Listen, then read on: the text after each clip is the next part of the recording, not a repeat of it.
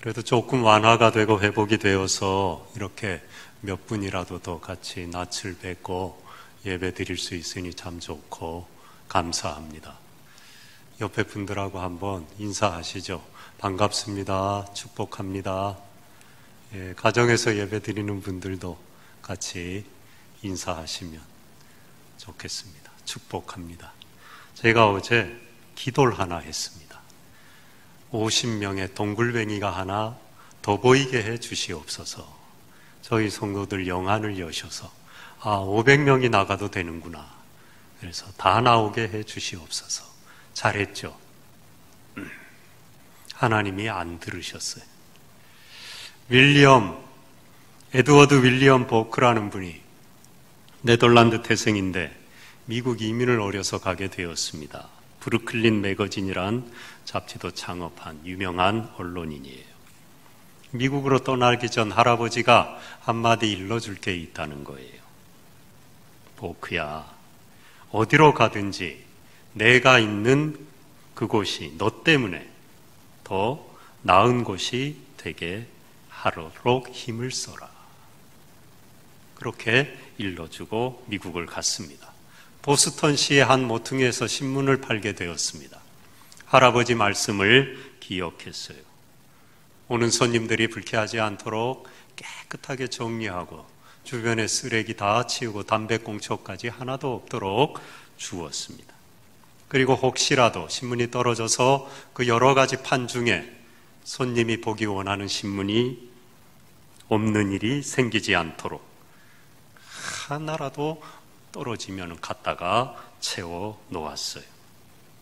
그러다가 출판사에 취직을 하게 되고 가는 곳마다 이분 때문에 주변이 나아지고 나중에 그런 훌륭한 언론인, 편집자, 창업자가 되었습니다. 인생의 목적, 내가 있는 곳, 가는 곳마다 좀 더 나아지는 것, 참 복된 삶이고 하나님이 우리에게 허락하신 삶입니다.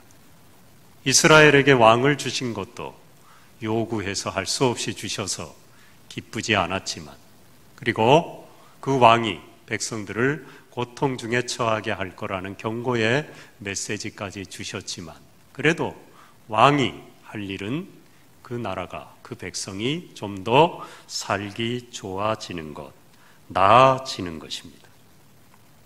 오늘 이스라엘의 2대 왕 다윗의 고백입니다. 이게 뭐 꼭 마지막 말이라 그래서 유언은 아닙니다. 자기의 인생을 돌아보고 왕으로서의 삶을 총평하고 하나님께 고백하고 있는 거예요. 1절에 높이 세워진 자, 야곱의 하나님께로부터 기름 부음 받은 자, 하나님이 자기를 왕을 삼았다는 거예요. 권력투쟁, 왕이 되려고 길을 써갖고 된 게 아니고 하나님이 자기를 선택하고 부르셔서 이스라엘의 왕으로 삼으셨다는 고백이에요. 그리고 다윗은 후대에 오는 모든 세대의 왕들이 악하냐 선하냐의 기준이 됩니다. 열왕기하 22장 2절에 보면 요시아가 여호와 보시기에 정직히 행하여 그의 조상 다윗의 모든 길로 행하고, 요시야, 히스기야, 요아스 같은 좀 선했던, 하나님을 잘 섬기고 하나님을 경외함으로 통치하려고 했던 왕들이 누구의 길을 따랐다고요? 그의 조상 다윗의 모든 길로 행하고 선한 왕의 기준이 되었습니다. 그리고 여로보암과 같은 악한 왕들은 뭐라고 하느냐? 다윗의 길을 떠나. 다 그렇게 나옵니다. 다윗이 선한 왕이냐 악한 왕이냐를 판가름하는 기준이 된 거예요. 하나님이 존귀하게 가는 곳마다 다윗의 이름이 거론되고 불려지게 한 것입니다. 다윗의 길이죠. 참 훌륭한 왕이었어요. 사울은 그렇지 못했습니다. 사울의 길은 전혀 다른 길이었어요. 사무엘상 13장에 블레셋과 전쟁을 앞두고 번제를 드려야 되는데 사무엘이 좀 늦었습니다. 뭐 늦은 탓도 있긴 있겠죠. 전혀 없는 건 아니에요. 기다려도 안 오니까 이제 전쟁해야 되는 게, 하나님께 제사를 안 드리고 전쟁하면 우리는 지니까, 우리 군대의 대장은 하나님이시니까 급한 마음에 사울이 번제를 집례합니다. 그럴 수도 있지 뭐. 늦은 사무엘 탓이지. 나라도 이게 뭐 꼭 이렇게 하나님 앞에 버림받을 일이야. 그 뿌리를 봐야 돼요. 이게 뭐냐 하면은 그 뭐 약속을 좀 안 지키고 늦었고 전쟁이 급하고 질지도 모르는 두려움이 나를 사로잡고 이런 차원의 문제가 아니라 제사장만 드릴 수 있는 이 제사를 급한 마음에 드렸다는 건 하나님을 믿지 않았다는 겁니다. 지금까지 자기 인생의 전쟁에 한 번도 패한 적이 없도록 보장해 주시고 싸워주신 하나님을 정말 믿었다면 그까지 시간 좀 늦었다고 블레셋이 코앞에 와 있던들 이제까지 전쟁은 내가 한 게 아니고 하나님이 하신 거니까 이스라엘의 참된 왕은 내가 아니고 하나님이니까 그걸 믿었다면 이런 행위를 하진 않아요. 이 뿌리에는 급하니까 하나님 비키세요. 내가 왕인데 이기고 봐야 되겠습니다. 자기의 권력을 유지하려는 하나님을 팽개친 불신앙의 의도가 깔려 있는 것입니다. 그 다음 장에 14장에 가면은 이제 이 블레셋하고 전쟁이 시작이 됐어요. 요나단 아들이 아주 용맹하잖아요. 전쟁에 이겨야 되겠는데 우리가 숫자도 부족하고 질 것 같으니까 새벽에 아침 일찍 일어나가고 적진에 침투를 합니다. 게릴라전을 막 펼치고 적진을 교란시켜요. 그런데 그 후에 이 사울이 이스라엘 군대에 얼토당토하는 명령을 합니다. 이 블레셋을 다 물리치고 원수를 보복하기 전까지 아무것도 먹지 말라. 아니, 전쟁에 지금 싸워야 되는 군사들이 많이 먹어도 될까 말까 이길까 말까인데 굶으라니요. 이건 뭐 얼토당토하는 명령을 지금 하는 겁니다. 그리고 요나단 아들은 그 명령을 못 들었잖아요. 못 들었기 때문에 하루 종일 적진에서 홀로 고군분투하다가 힘이 드니까 벌 꿀이 있길래 좀 찍어 먹었어요. 왕의 명령을 어겼으니 죽게 생긴 겁니다. 아들을 죽음에까지 내모는 위기를 맞게 되는 명령, 권력 남용이죠. 얼토당토하는 해서는 안 되는 자기 고집으로 명령을 한 것입니다. 하나님 필요 없다는 거죠. 자기가 왕이라는 거죠. 그리고 15장에 가면은 아말렉과 이번에는 전쟁을 합니다. 이겼어요. 그러니까 뭐 양떼, 소떼 다 포로로 잡아오고 전리품이 많잖아요. 하나님이 진멸하라 그랬거든요. 남기지 말라 그랬는데 보기에 좋은 건 다 남긴 겁니다. 그걸 가지고 백성들에게 자랑하고 이봐라. 나는 전쟁에 진 적이 없고 내 전리품을 얻어먹고 싶은 사람 무릎 꿇어라. 내가 이스라엘의 왕이다. 전리품을 남겨갖고 자기 자랑하고 전쟁의 승리를 자축하고 권력을 과시하려는 의도가 깔려 있은 겁니다. 자기가 왕이라는 거죠. 참된 왕 하나님은 필요 없다고 자기 인생 내 마음대로 행하는 길을 간 것입니다. 다윗의 길은 전혀 달랐죠. 왕 되기 전에 그 미친 사울한테 10수년을 도망 다닐 때 하나님이 주신 건 아니죠. 죽이라고 하신 건 아니까. 어쨌든 죽일 기회가 2번이나 있었어요. 그런데 2번 다 살려줬잖아요. 말이 쉽죠. 살려준 호의를 베푼 정도가 아니고 내가 죽을 걸 각오한 겁니다. 사람 변합니까? 살려줬는데 날 죽이려고 또 쫓아올 텐데 내가 죽을 각오하고 살려준 거예요. 하나님의 기름 부은 종 내 손으로 건드리면 안 된다. 왕이 누구라고요? 하나님이다. 모든 인생의 왕, 주관자는 하나님이다. 내가 간섭하면 안 된다. 그렇게 한 거죠. 왕이 된 다음에 사무엘하 6장에 보면은요, 법궤를 제일 먼저 모셔옵니다. 블레셋에 뺏겼던 법궤, 하나님의 말씀 10계명 2 돌판이 놓여 있는 그 법궤를 예루살렘으로 모셔와요. 무슨 말입니까? 이스라엘을 말씀으로 통치하시는 영원한 왕은 하나님이십니다. 내가 아닙니다. 제일 먼저 한 일이에요. 그리고 8장 15절에 보면 다윗이 온 이스라엘을 다스려 다윗이 모든 백성에게 정의와 공의를 행할세. 하나님의 말씀 중심으로 하나님을 경외하니까 공의와 정의로 백성들을 다스렸어요. 다시 돌아가서 왕이 되기 전에 사무엘상 30장에 보면은요, 도망 다니다가 블레셋에 망명을 합니다. 지금으로 말하면 망명이에요. 그래서 목숨을 부지하는데, 이스라엘과 블레셋은 이스라엘과 원수의 나라니까 전쟁을 하는데, 망명객이니까 자기가 용맹한 장수니까 전쟁에 안 나갈 수가 없잖아요. 들통날 거 아닙니까? 살기 위해서 망명했을 뿐인데 그게 할 수 없이 전쟁에 나갑니다. 물론 이제 블레셋의 그 신하들이 다윗을 믿을 수 없다, 칼을 우리에게 겨눌지도 모른다, 그래서 돌려보내요. 돌아오다가 보니 그 틈을 타고 아말렉인들이 자기 그 함께 했던 무리가 망명에 살던 시글락을 쳐서 아내도 다 잡아가고 자녀들이고 모든 가축대를 다 잡아간 겁니다. 아말렉을 쫓아가서 쳐요. 그리고 승리합니다. 그때 부솔 시내를 건너기 전에 600명 중에 200명이 많이 지쳤어요. 피곤해서 그 부솔 시내를 건널 정도가 못 되니까 다윗이 여기서 머물러 쉬어라 그럽니다. 그래서 400명만 부솔 시내를 건너서 아말렉을 유린하고 전쟁에 승리하고 다 찾고 전리품을 챙겨갖고 돌아왔는데, 따르던 불량배들과 백성들, 군사들이 그러는 겁니다. 왜 똑같이 나눠줍니까? 저 사람들은 좀 피곤하다고 힘들다고 가만 놀고 우리는 목숨을 걸고 싸워갖고 승리하고 찾아왔는데 똑같이 나눠주다니요, 불공평합니다. 그때 다윗이 아닙니다. 하나님의 분깃은 우리 모두의 것입니다. 우리는 하나님의 기업입니다. 그리고 전쟁에 참여하지 않았던 200명에게도 똑같이 전리품을 나누어 줘요. 이거 쉬운 일이 아닙니다. 왜입니까? 다음에 백성들이 뭐라 그럴 겁니까? 전쟁 나가자 그러면은 나 안 나갈래.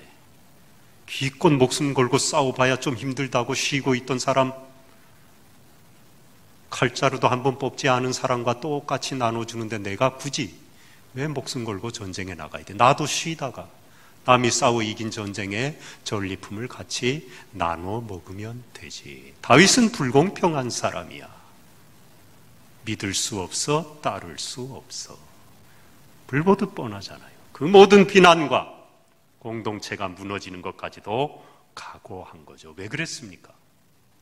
공동체 한몸된 이 평화와 화해를 지키려고 끝까지 비난을 감수하고 그걸 모색한 거예요. 다윗의 길이죠. 하나님이 왕이시기 때문에, 자기가 왕이 아니기 때문에, 우리는 하나님이 다스리는 한몸된 이스라엘 공동체이기 때문에 똑같이 나누고 끝까지 평화의 길을 모색한 것입니다. 사울이 하나님께 버림받고 멸망의 길을 간 건 사울이 하나님을 버렸기 때문이에요. 자기가 왕이 되어 하나님을 보좌에서 끌어내리고 자기가 왕좌에 앉아서 자기 인생과 이스라엘을 주관하고 다스렸기 때문입니다. 결국은 자기 영광, 자기 자랑, 자기 승리, 자기 과시, 그게 목적이었던 거예요. 처음엔 그렇겠지 않았겠죠. 자기도 모르는 사이에 변질된 겁니다. 다윗은 그런데 끝까지 그렇지 않았어요. 물론 부하 장수 우리아의 아내를 빼앗기도 하고 또 그걸 감추려고 덮으려고 우리아를 사지에 내몰아서 교사해서 죽이게 만들었어요. 그러나 실수도 하고 넘어지기도 했지만 궁극적으로 다윗의 인생의 목적, 그가 이스라엘의 왕으로 살아가는 동안 이스라엘을 통치한 단 하나의 목적은 하나님의 영광이었습니다. 그게 다른 겁니다. 그게 다윗의 길이었어요.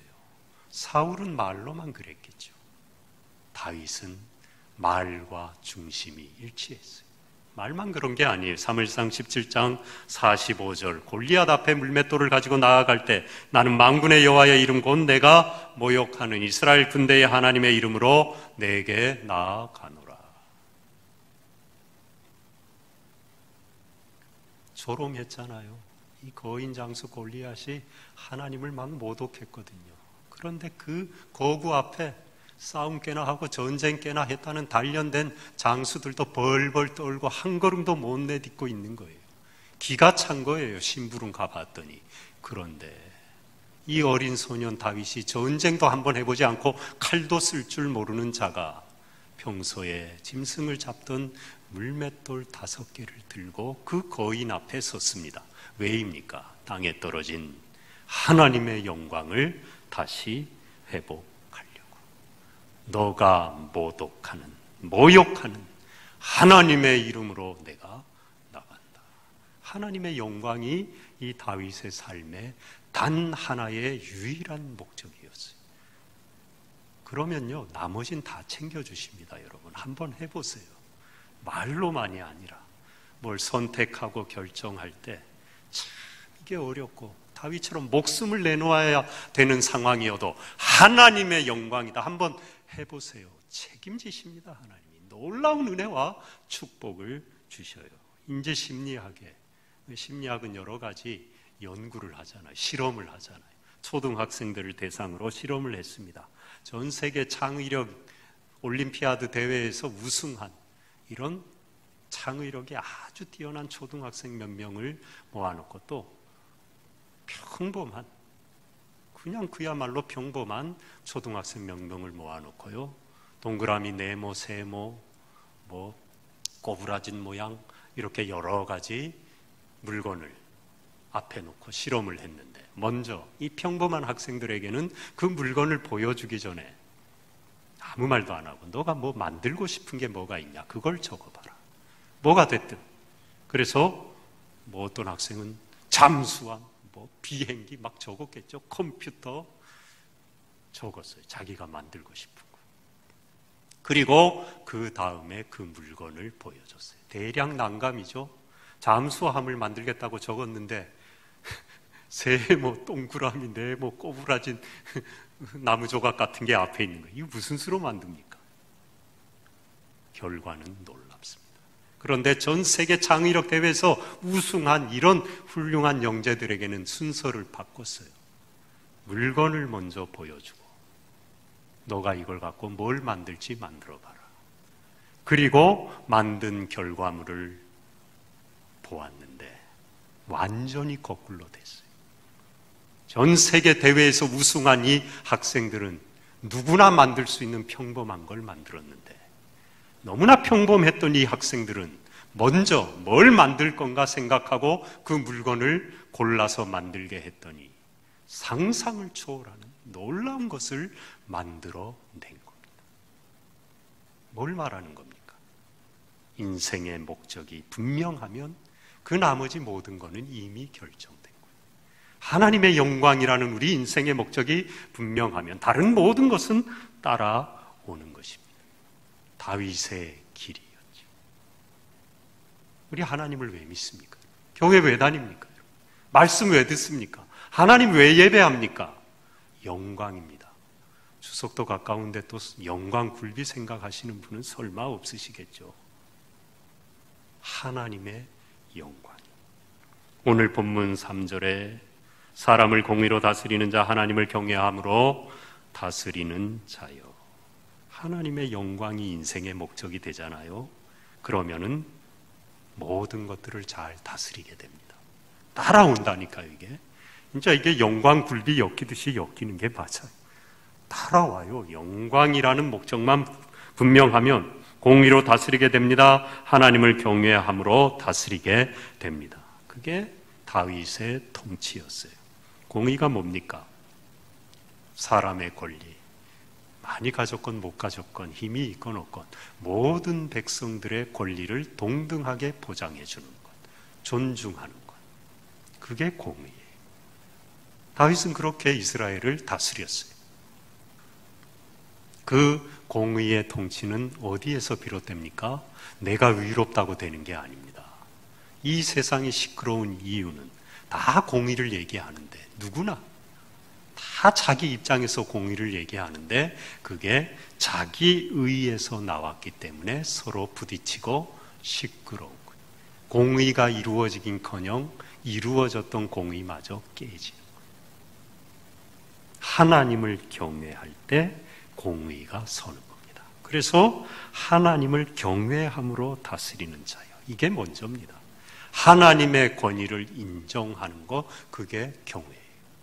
옛날 어머니들 위에 단지도 메고 세숫대야도 메고 장바구니도 메고 이고 다니셨잖아요. 어떻게 됩니까? 그거 쏟아질까 봐요. 온통 정신이 거기에 가 있어요. 앞에 뭐가 있는지도 살필 새도 없이 하나님의 권위를 이와 같이 우리 머리에 이고 다니는 거예요. 그게 하나님을 경외하는 삶. 그렇게 하나님의 권위를 인정하면은 공의가 따라와요. 그리고 참된 평화가 임하는 것입니다. 다윗은 자기가 공의롭게 다스리기 전에, 내 의의를 주장하기 전에 하나님의 다스림 앞으로 들어간 거죠. 하나님을 머리에 이고 사는 겁니다. 하나님을 경외한 겁니다.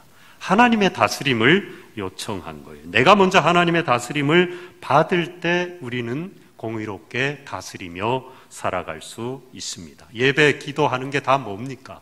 하나님을 경외하는 거잖아요. 하나님을 왕으로 인정하고 하나님, 나를 다스려 주시옵소서. 나는 내 인생 하나 제대로 못 다스리는 존재입니다. 하나님이 나를 왕을 삼아 주셨는데 저는 부족하고 연약합니다. 제가 잘 다스릴 수 없습니다. 하나님이 저를 다스리고 이 땅을 다스려 주시옵소서. 그게 예배예요. 그게 기도예요. 왜 예배와 기도가 귀합니까? 하나님의 권위를 인정하는 믿음의 행위이기 때문입니다. 그래서 귀한 거예요, 여러분. 여기 나와 앉아있고 찬양 드리고 헌금하고 말씀 듣고 그게 아니에요. 하나님이 주인이라는 걸, 하나님이 주관자라는 걸, 하나님이 왕이라는 걸 인정하는 행위예요. 그래서 이것이 귀한 것입니다. 다윗은 처음부터 이런 사람이 못됐죠. 왕이 되기 전에 얼마나 무수한 고통의 세월을 보냈습니까? 특별히 부당한 상황에 얼마나 오랜 세월 노출되고 내몰려 있었습니까? 미추광이 사울이 아무 잘못도 없는데 십수년을 쫓아와서 창을 겨누고 죽이려고 하는, 잠도 제대로 잘 수 없는 이 고통의 세월을 지냈죠. 그 시간 동안 그가 배운 것이 무엇입니까? 얼마나 수많은 날과 밤을 새웠겠습니까? 하나님, 제가 뭘 잘못했습니까? 여러분, 사람이 뭘 잘못하고요, 고난이 찾아오면 오히려 쉬워요. 아, 내가 죄값 받는구나. 이 죄값만 갖고 나면은 이제 형편이 펴이겠지. 희망이 있어요. 그런데 고통이 찾아왔는데 이유를 모르겠는 거예요. 너무 힘든 겁니다. 다윗은 그것을 10년이 넘는 세월을 겪은 겁니다. 얼마나 하나님 앞에 몸부림치고 하나님과 씨름했겠습니까? 이유라도 알려주시옵소서. 이유 알려주셨단 말 성경에 한마디도 없어요. 다윗이 거기서 배운 게 뭡니까? 하나님이 날 이곳에 두셨다. 그거예요. 그래서 사울을 죽일 기회가 있었는데도 안 죽인 겁니다. 그래서 전리품을 똑같이 나눈 겁니다. 하나님이 이렇게 하셨다. 하나님이 다 알고 계시다. 하나님이 이 상황을 만드셨다. 내가 할 일은 그러므로 단 하나, 견디는 거예요. 묵묵히 그 자리에 믿음으로 버티고 있는 것입니다. 다윗이 그걸 배운 겁니다. 그래서 왕이 된 다음에 모든 것들을 견디고 하나님의 다스림 속으로 들어가게 된 것입니다. 어떤 여자 성도가 너무 인생의 고난이 계속되는 겁니다. 너무 괴로워서 하나님이 자기를 사랑하는지 버린 건 아닌지 의구심이 들었어요. 어느 날 포도원을 지나갑니다. 근데 포도밭은 따뜻한 햇볕을 받쳐 아름답게 반짝반짝 빛나고 있는데 포도나무마다 많은 잎이 있긴 있는데 열매는 하나도 없는 거예요. 이상하다. 그러면서 마음속에 깨달음이 왔습니다. 너는 너 자신이 당하고 있는 여러 가지 고통으로 괴로워하고 있느냐? 기억하여라, 내 딸아. 정원사가 가지치기와 손질을 그만두는 건 그가 그 포도나무로부터 아무것도 기대하지 않게 되었을 때뿐이란다. 너는 내가 가지치기를 그만두기를 원하느냐? 너는 내가 너의 인생에서 잎사귀 외에는 아무것도 기대하지 않기를 원하느냐? 그렇다면 나는 가지치기를 그만두고 너에게서 잎사귀 외에는 아무것도 기대하지 않을 것이다. 가지치기를 해야 열매를 맺어요. 그 가지 뻗으라고 다 놔두면은 열매가 맺혀도 그거 쓸데없고 먹을 수도 없는 작은 열매가 맺힙니다. 장가지를 쳐주고 열매 맺을 만한 가지를 더 풍성하게 할 때 아름다운 열매가 맺히는 겁니다. 우리 인생의 이유를 알 수 없는 내 인생의 가지들을 잘라내는 아픔이 있는 것, 참된 열매, 귀한 열매 맺게 하시려는 하나님의 섭리라는 거예요. 눈물을 닦으며 위를 올려다보고 마음속으로 고백합니다. 하나님, 알겠습니다. 이제 알겠습니다. 나를 가지치게 해주세요. 주님이 내 인생에 허락한 시련들로 인해 나는 더욱 훌륭한 그리스도인이 될 겁니다. 이러한 슬픔과 고통을 통하여 나의 삶에서 열매를 거둘 수 있게 된다면 부디 나의 삶을 경작해 주세요. 다윗의 고백이었어요. 그 무수한 광야 방황하고 도망 다니는 세월 동안 다윗은 하나님만이 열매 맺게 하는 분이라는 것을 깨달으는 겁니다. 정처 없이 그 들판을 떠도는 가운데 내 인생의 참된 요새, 길, 안식처, 피난처, 반석은 하나님이라는 걸, 의지할 데 없는 그 오랜 세월 동안 하나님만이 나의 삶의 영원한 보장이 된다는 걸 발견한 거예요. 그리고 내 영혼의 고향인 아버지 품만이 가장 따뜻하고 가치 있고 귀한 것이라는 것을 깨달은 것입니다. 그 하나님의 넓은 넉넉한 품을 경험한 거예요. 그러니까 포용하는 지도력을 발휘하고 자기 인생과 나라를 다스리는 왕의 모든 짐을 자기가 지려고 하지 않고 힘들 때마다 여러분 맡긴 겁니다. 하나님, 저는 연약합니다. 주님이 다스려 주세요. 주님께 맡깁니다. 그리고 십자가 밑으로 들어간 거예요. 5절에 보면은 이 모든 것은 다윗의 경험이나 감정이나 상황에서 비롯된 게 아닙니다. 궁극적으로 다윗이 고백하는 것은 하나님의 언약이에요.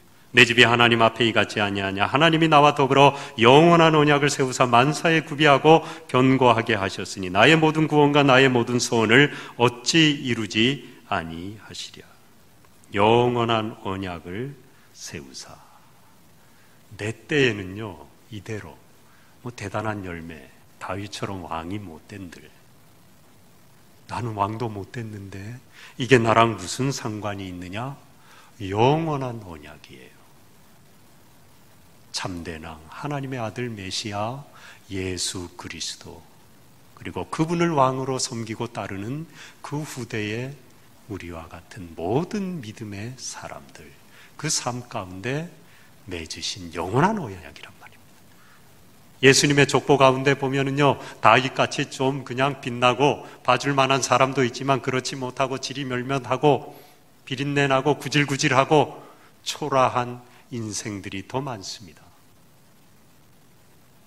들의 풀처럼 그냥 쓰러져간 예수님의 조상들이 더 많아요. 그런데 예수님의 족보에 기록되어 있잖아요. 그거보다 더 귀한 은혜가, 축복이 어디 있습니까? 만왕의 왕이신 참된 왕이신 예수님의 조상의 족보에 기록되어 있다니까요. 우리 때는 그 영광 못 본들, 내 자녀, 그 후대의 자손 가운데 하나님은 반드시 하나님의 영광을 이루셔요. 우리의 눈물의 기도는 공짜가 하나도 없습니다.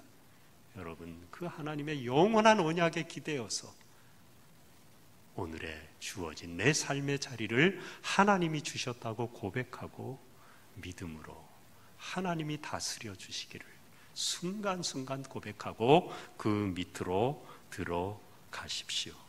그러면 하나님이 보장해 주십니다. 그 은총은 영원합니다. 그래서 1절에 아름다운 고백을 하죠. 이스라엘의 노래 잘하는 자가 말하노라. 이 노래가 뭐 트로트 재즈겠어요? 노래 잘한 것이겠어요? 아니죠. 조개가 자기 몸속에 들어온 모래가 아파서 조갯살을 건드려 아프니까 그거 좀 견뎌보려고 몸에서 진액을 짜내서 모래를 감싸고 감싸서 진주가 되듯이 험한 세월, 정처 없는 인생길에 이유를 알 수 없는 고통 가운데 여기에 뭔가 하나님의 뜻이 있겠지, 하나님이 날 여기에 두신 까닭이 있겠지, 하나님을 왕으로 삼고자 끊임없이 기도하고 몸부림쳤던 그 인생의 아픔을 통하여 진주같이 빚어진 고백이죠. 노래 잘하는 자, 무슨 노래입니까? 하나님을 높이는 거죠. 하나님이 불우한 인생 들의 양이나 치던 막내 아버지가 기획도 못했던 코 흘리게 나를 하나님이 이렇게 존귀하게 만들어 주시고 높여 주셨다. 하나님이 내 인생의 왕이 되셔서 내 삶을 주관하셨다. 하나님을 찬양하고 감사하고 높이고 하나님을 고백한 것입니다. 노래 잘하는 자, 여러분의 삶의 이 열매가 순간순간 찬양하십시오. 감사하시고 코로나 때 가정에서 예배 드리면서도 더 은혜 받으시고 더 은혜가 있다고 서로 고백하고 이걸 통하여 하나님이 더 귀한 일을 이루실 거라고 하나님을 찬양하는 그 삶, 하나님이 다스려 주시고 열매 맺게 하실 줄로 믿습니다.